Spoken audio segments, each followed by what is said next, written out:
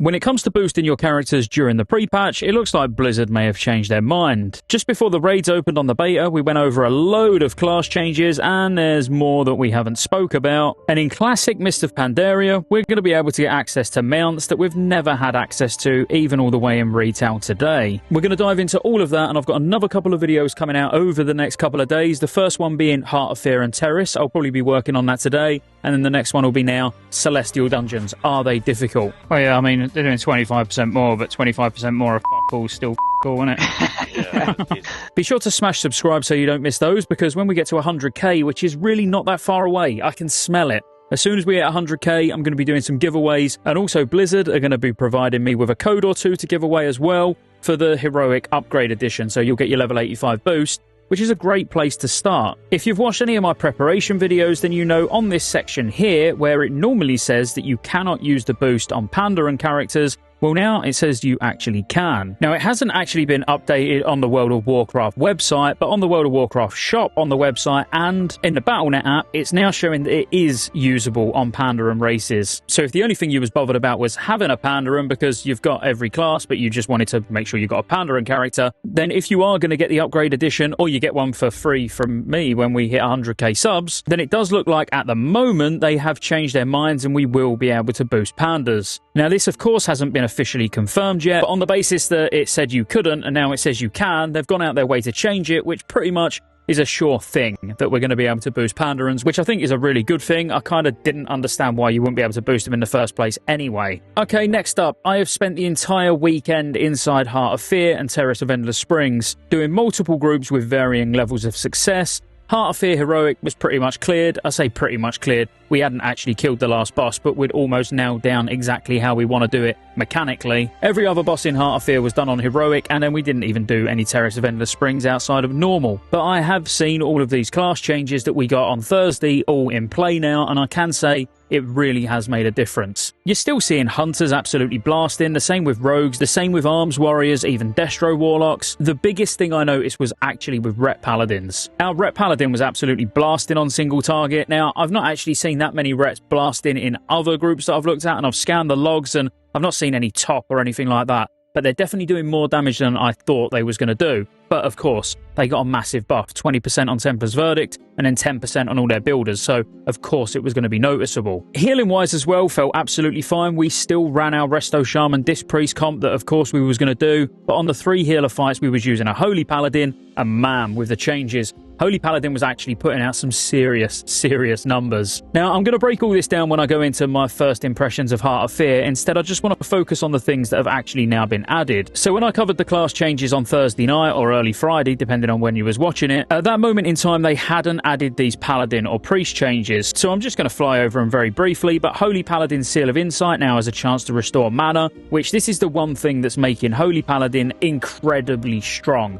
because you literally can't go so you're not really restricted by a resource as long as you can get in melee. Now, we know it's fairly normal or standard for a paladin as a Holy Paladin to go in melee and be hitting to get mana back anyway, but when you're building Holy Power so fast and just coating the raids in Eternal Flames and getting massive absorbs stacking up on everybody, it really performs well. And while I hope Holy Paladin stays absolutely pumping like they are, I do have a feeling that the mana return might be addressed. Now, they also done a really good change with Devotion Aura. So if Devotion Aura is cast by a Holy Paladin, it reduces all damage by 20%. So for both other specs of Paladin, so Protection and Ret, it will still be 20% magical damage reduction, but for Holy in particular, it's just a flat 20% DR to everything. Again, a really good change, because I do genuinely feel like the thing that's getting missed here is actually nothing to do with the output. You don't just take a Resto Shaman to a raid because of its HPS, it's completely irrelevant. You're taking it for the rest of its toolkit. And that's what the other healers lack. The other healers don't lack the ability to be able to put out really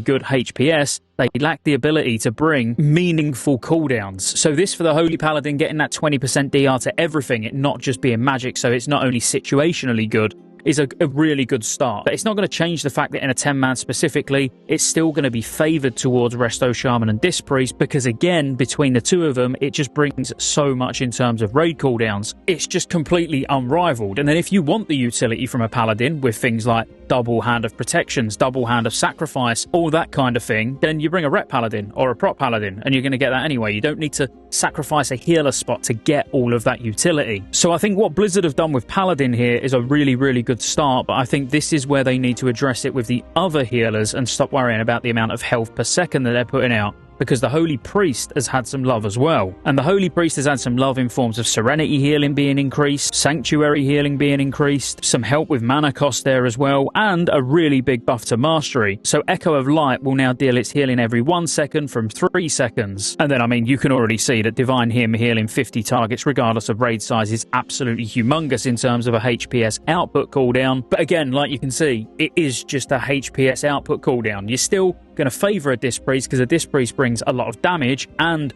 a lot of damage reduction, like actual meaningful damage reduction. Reducing the amount of damage people take is much, much better than having to use mana to heal them back up. So while I think they went down the right lines with Holy Pala's Dev Aura giving 20% damage reduction to everything, it's this kind of thing that they're going to need to do to the Resto Druid, to the Mistweaver Monk, even to the Holy Priest, to actually bring some of that raid utility rather than it just being HPS. I mean, a couple of examples would be, as a Resto Druid, while Tranquility is being channeled, everyone in the raid takes, I don't know, 20% less damage. So a 20% DR for the raid. For Mistweaver, when you use Revival, which is your big heal that they buffed, it already does a big enough heal. It didn't really need buffing. But when you use Revival, it could potentially then reduce damage taken by 10% for 6 seconds after using it. You know, something like that, where if you want to actually introduce other healers into the mix in terms of, I would say specifically 10-man. In 25-man, you can take what you want, but in 10-man where you're limited on spots, you're not going to sacrifice all of that utility that you're getting from a Resto Shaman and a Disc Priest